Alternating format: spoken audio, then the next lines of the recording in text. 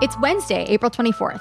I'm Priyanka Arabindi. And I'm Josie Duffy Rice, and this is What a Day. And I know what I do not want for Mother's Day this year. The gold-plated pendant necklace sold by Melania Trump. It looks kind of like a 3-leaf clover, and it's inscribed love and gratitude, and it is $245. You don't want to wear it around your neck every day? I don't need the necklace. A 3-leaf clover. A 3-leaf. It's like, do you understand the point? No, they don't. On today's show, the Supreme Court will hear a case about abortion access in Idaho. Plus, the Justice Department has reached a settlement for the victims of disgraced sports physician Larry Nassar. But first, pro-Palestinian protests on college campuses across the country continue to grow. Students have been holding protests on campuses since the start of the war between Israel and Hamas last October. But they intensified last week when students at Columbia University created an encampment, as their president testified before Congress.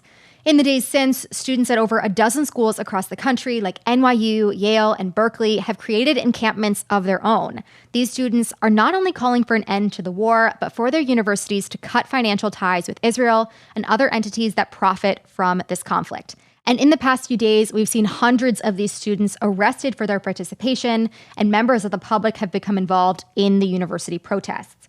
While this has gone on, Jewish students on these campuses have reported experiencing anti-Semitism, harassment, and fear for their safety amid these protests. Obviously, that is never okay. And these institutions are facing immense pressure, including from members of Congress who don't think that these schools are doing enough to protect their Jewish students, while others believe that the schools have been too aggressive against student protesters and violated their rights to free expression.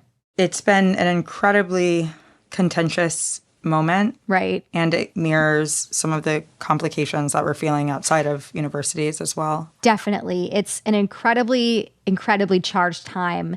And many of these schools have closed off their campuses to people without student IDs in the past few days as this is intensified. So we wanted to go straight to the source on this one and speak with student journalists who are there on these campuses every day, covering the demonstrations to get a sense of what it is like to be there right now. I spoke earlier with Esha Karam, a junior at Columbia University and the managing editor of the Columbia Spectator, and Aarya Mukherjee, a freshman news reporter at Berkeley's The Daily Californian. I started by asking Esha about what things have been like on Columbia's campus since the arrests. Since then, I think there has been heightened intensity on campus. As a student who is living here, is eating here, is hanging out with friends here and studying here, it's been intense emotionally to see the national media sort of flock to campus, politicians from the House of Representatives, senators. We've seen, news helicopters circling. We've seen NYPD drones. In the academic realm as well as, classes have transitioned to a hybrid model. Most of my classes are fully on Zoom now as we approach, finals upcoming in the end of the year. We also have, our commencement ceremonies coming up in the next few weeks. It's a very intense time on campus right now. And Aarya, let's talk about you in Berkeley. Protesters there set up an encampment in solidarity with protesters in Columbia, but protests have been ongoing on campus, I believe, since the start of the war. So tell us a little bit about what it's like on your campus. Yeah, protests are not new to Berkeley. I mean, it's kind of in the history of the university. But since the start of the war, there has been protests almost every day, at least in the past few months, definitely every day. There are multiple groups on campus ranging from graduate students, law students, undergraduates who support Palestine or Jewish Voices for Peace. There are also groups on the other side as well, students supporting Israel, Tikva. And the thing is, it's caused a kind of a charged atmosphere, of course. The famous Sattergate, there's been a protest almost every day for the past few months where pro-Palestinian students have been setting up, kind of blocking the gate. There's been this whole discourse about the way that they can protest within the gate. It caused a counter-protest by Jewish students a few months ago. And then, of course, there was the February 26th incident in which pro-Palestinian students prevented the speech of a former IDF soldier, Ran Bar Yoshafat, resulting in the injury of some students. And it was characterized by many media organizations as like anti-Semitic mob. And of course, similar to what's been happening in Columbia, that caused the House Committee on Education and the Workforce, chaired by Virginia Fox, to send a letter to UC Berkeley investigating its response to anti-Semitism, and the Department of Education to launch a similar investigation. I mean, so when you walk through Sprout Plaza, it's impossible to miss, but it's become so routine in everyday life that most students have almost become apathetic to it. Okay, I want to ask a little bit more about students and all of that shortly. But first, alongside reports about these demonstrations, we've been seeing a lot of reports of anti-Semitism at them or near them, hearing from Jewish students who fear violence and hate on campus. What are you hearing from students, and Jewish students in particular, on campus right now? Esha, let's start with you. I think that's been one of the things that the national media particularly has focused on right now. We've heard a lot of comments from federal leaders, government officials on particularly the anti-Semitism at Columbia. And on our end at The Spectator, we've reported on those incidents. All of them have happened particularly since Wednesday. Some that happened, some instances of anti-Semitic chants, things that were said at certain protesters, or counter-protesters rather. And particularly, we've noticed that many of them have happened off campus at the protests that have gathered around Columbia's gates. We've also seen a wide range of perspectives on the issue of safety in particular. One of the Orthodox rabbis here at Columbia encouraged Jewish students, to go home and leave campus, particularly as Passover was happening. But at the same time, one of the leaders of Hillel released a statement, Columbia Barnard Hillel, saying that, Jewish students should stay on campus. Aarya, what about you? What have you heard from students and Jewish students on your campus? It's difficult to answer that question because different people will tell you different things. I mean, when I spoke to some of the students inside Zellerbach Hall, that was the February 26th incident where the crowd tried to push inside the hall. I mean, they were scared, they were terrified. But then on the other side of it, there were students in the crowd that I talked to that were Jewish themselves. I honestly believe that some of the fear kind of stems from perhaps a political leaning between some of these students, because Jewish Voice for Peace, I know a lot of people within that organization, they disagree with the fact that there is anti-Semitism on campus, but then students supporting Israel, Tikva, Hillel students, they've been outspoken in their belief that they feel unsafe walking on campus. So it's honestly difficult to tell at this time.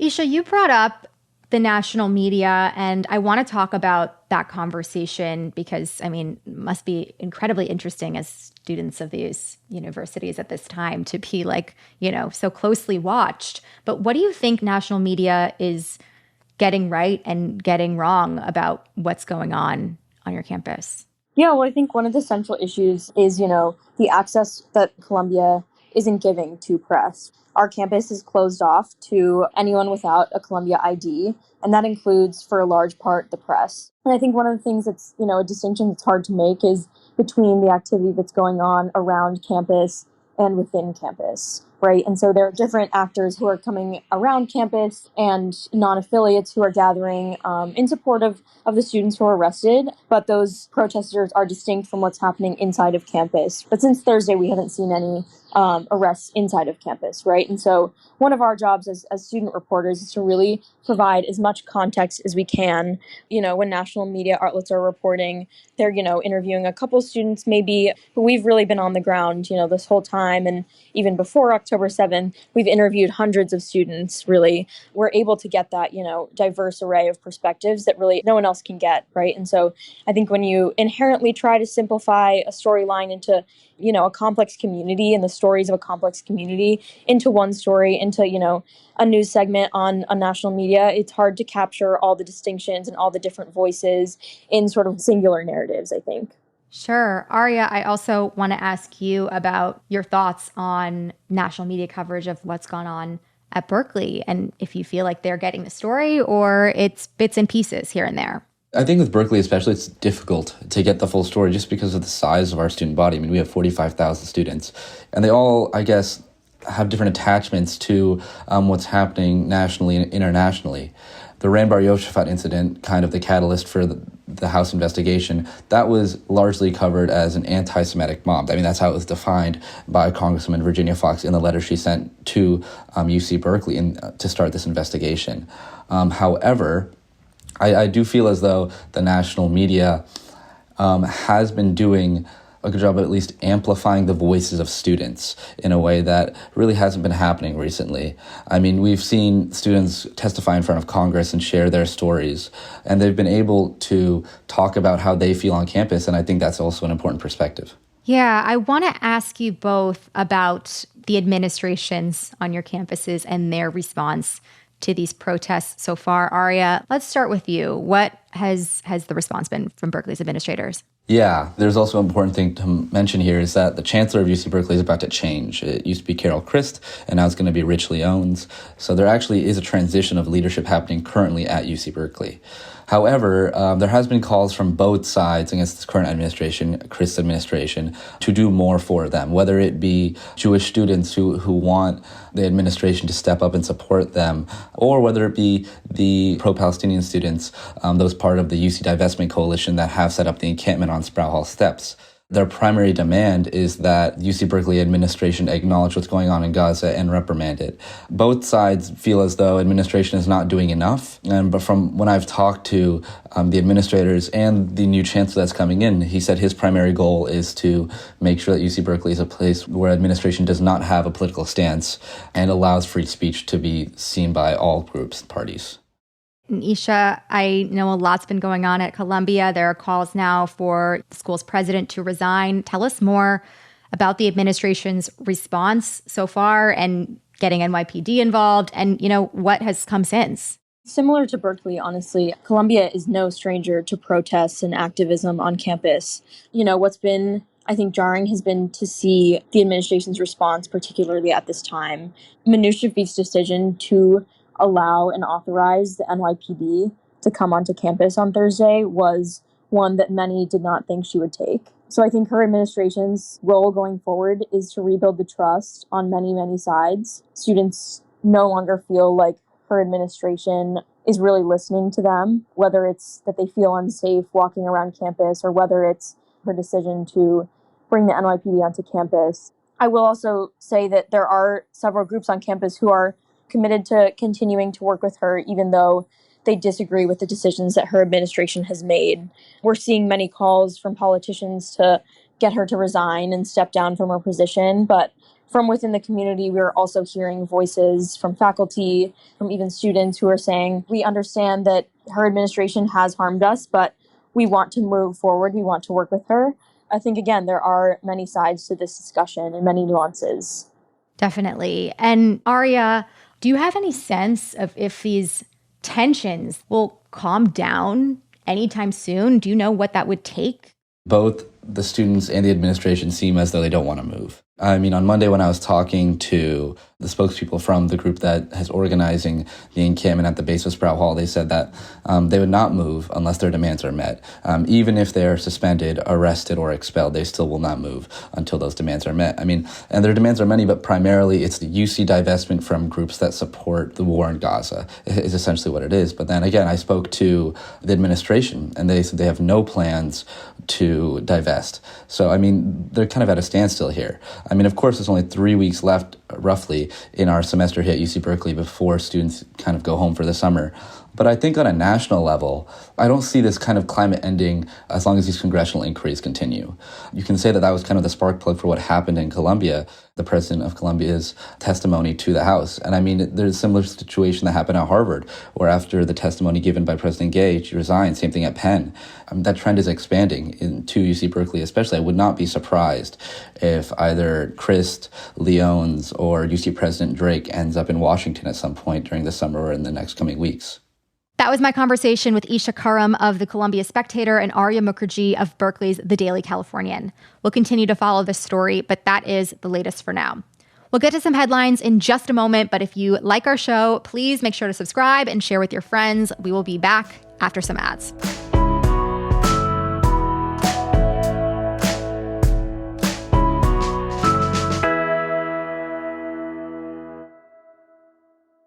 What a Day is brought to you by Vuori. Vuori's performance wear clothes are designed to look great no matter what you're doing, both in and out of the gym.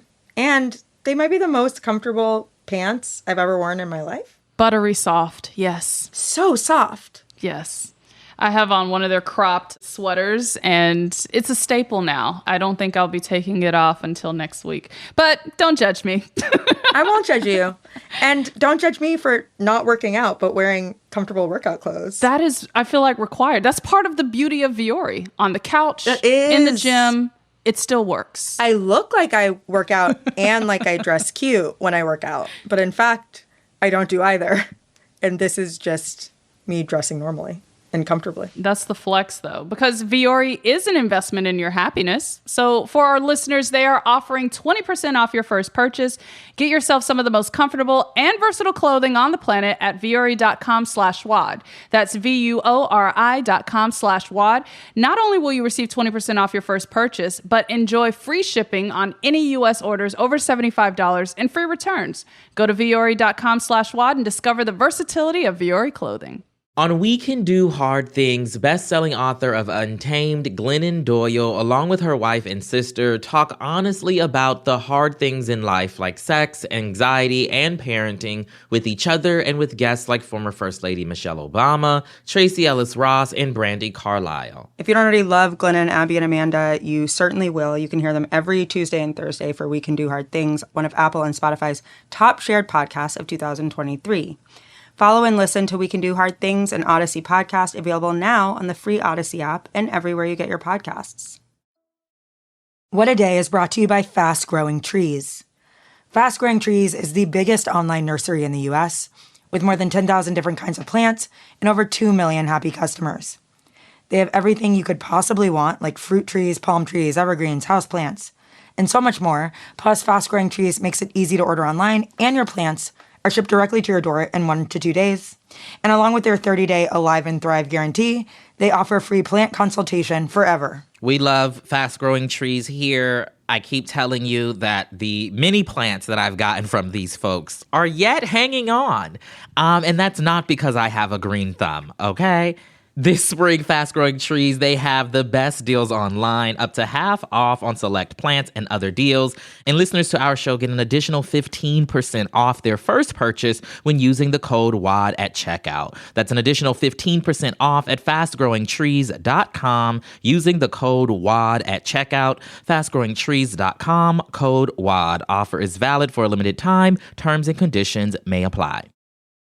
Let's wrap up with some headlines. Headlines. Starting with updates out of the Trump trial. On the second day of testimony, David Pecker, the former publisher of the National Enquirer and other tabloids, took the stand again as the first witness. It's never a great sign if your first witness published the National Enquirer. He told the court he was hired to be the, quote, eyes and ears of the 2016 presidential campaign to prevent stories that could be damaging to then-candidate Donald Trump from being published. He also testified that he bought the secrecy of Trump's doorman at the time. Judge Juan Marchand, who is overseeing the case, also held a hearing about whether or not Trump violated the gag order banning the president from making public statements about the ongoing case. During the gag order hearing, the Trump legal team seemed to be grasping at straws for concrete evidence that Trump had been attacked first, but Marchand wasn't buying it. He told Trump's attorney, Todd Blanche, that their defense was, quote, losing all credibility with the court. The prosecution accused Trump of violating the order 11 times so far. They're asking the judge to fine Trump $1,000 for each violation. Marchand has not ruled on the gag order, but Trump still posted on Truth Social after this entire event, before the judge has ruled, so. Old habits die hard. Truly. Oh, man. The Supreme Court is set to hear arguments today in a case that could decide whether or not states have to provide emergency abortion care to pregnant patients. The case involves Idaho's near-total abortion ban that makes providing an abortion a felony unless the pregnant person's life is at serious risk. The Biden administration sued the state, arguing that Idaho's ban was in direct conflict with a federal law that requires most hospitals to provide an abortion to anyone in life-threatening conditions. Attorneys for the state of Idaho are arguing that the federal law isn't applicable because it goes against the state's laws that protect, quote, unborn children. They also argue that Idaho's law already includes life-saving exceptions, but ever since it went into effect in 2022, 6 pregnant people who needed an emergency abortion could not get one in Idaho. They had to be flown out of state to get the care that they needed. So I don't know if that's really working. Yeah. And physicians have been faced with the decision to either save a pregnant person's life or risk being prosecuted. After a lot of legal back and forth, in January, the Supreme Court said it would weigh in on the case, but the court did not block Idaho's ban in the meantime, allowing it to remain in effect until the court decides the case in June. This is one of the things about Roe that was so important, right? Because now it's like, if you're a doctor, You can be prosecuted if you don't provide the abortion and prosecuted if you do. Right. It puts so many people in like the worst, most impossible positions, and so many people who need this care can't get it and have to find a way to cross state lines if they are so lucky and able to do that. Right. The Justice Department said on Tuesday it will pay $138 million to settle with the victims of Larry Nassar, the former Michigan State University sports doctor and the team physician for USA Gymnastics. More than 100 athletes, including members of the U.S. women's gymnastics team, reported sexual abuse they endured from Nassar under the guise of medical treatment. In 2021, the DOJ's Inspector General released a report detailing how the FBI did not take these allegations seriously when they were brought to the agency's attention in 2015. And because of that, Nassar's abuse was allowed to continue until he was eventually fired in 2016. The settlement stems from a lawsuit filed by a group of Nassar's victims in 2022 over the Justice Department's failures. The money will be distributed evenly to a group of 139 victims. That's about $1 million per person. Nassar is currently incarcerated after being sentenced to over 100 years in prison. And finally, we have got some results from the Pennsylvania primary for you. President Biden and former President Trump easily won their respective primaries. That should come to the surprise of nobody. And Representative Summer Lee narrowly beat out her opponent. On yesterday's show, we told you about the tension the war in Gaza has created for Lee's seat. So her win may impact the way the Democrats campaign on this issue. We don't have the uncommitted vote total yet since voters were encouraged to write it in, but we will obviously keep you posted in our continuing coverage of the Gaza protest votes. It's exciting to see her keep her seat. And those are the headlines. One more thing before we go. For the first time in history, a former U.S. president is on criminal trial. Of course, we are talking about Donald Trump. Over the next 2 months, Pod Save America will be covering Trump's hush money trial and analyzing its impact on the 2024 presidential race. New episodes drop every Tuesday, Wednesday, and Friday. Make sure to subscribe to the Pod Save America feed so you never miss an episode. That is all for today. If you like the show, make sure you subscribe, leave a review, buy yourself something nice, like that necklace. Yeah. And tell your friends to listen. And if you're into reading and not just university newspapers like me, What a Day is also a nightly newsletter. So check it out and subscribe at crooked.com/subscribe. I'm Josie Duffy Rice. I'm Priyanka Arabindi. And love and gratitude to you, listener. Maybe you deserve the necklace. Yeah, you should get the necklace for someone you hate. Just trying to support a young aspiring jewelry designer. Yeah. Melania Trump. She should make a I don't care, do you? Remember that? Yes, she should make that necklace. That could be a hit. Sadly iconic. Sadly iconic. What a Day is a production of Crooked Media. It's recorded and mixed by Bill Lance. Our associate producers are Raven Yamamoto and Natalie Bettendorf. We had production help today from Michelle Alloy, Greg Walters, and Julia Clare. Our showrunner is Erica Morrison, and our executive producer is Adrian Hill. Our theme music is by Colin Gilliard and Kashaka.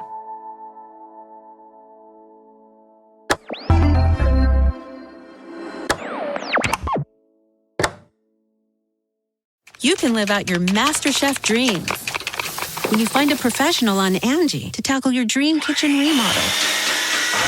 Connect with skilled professionals to get all your home projects done well. Visit Angie.com. You can do this when you Angie that. Why are smart businesses graduating to NetSuite by Oracle? Because NetSuite eliminates the expense of multiple business systems by consolidating your operations together into one. NetSuite is the #1 cloud financial system, bringing accounting, financial management, inventory, and HR into one platform and one source of truth. NetSuite reduces IT costs because it lives in the cloud with no hardware required, so you can access it from anywhere. You cut the cost and headaches of maintaining multiple systems because you've got one unified business management suite. Bringing all your major business processes into one platform improves efficiency, slashing manual tasks and errors. Over 37,000 companies have already made the move, so do the math. You'll see how you'll profit with NetSuite too. And now, by popular demand, NetSuite has extended its one-of-a-kind flexible financing program for a few more weeks. Just go to netsuite.com/podcast25 for more information. That's netsuite.com/podcast25.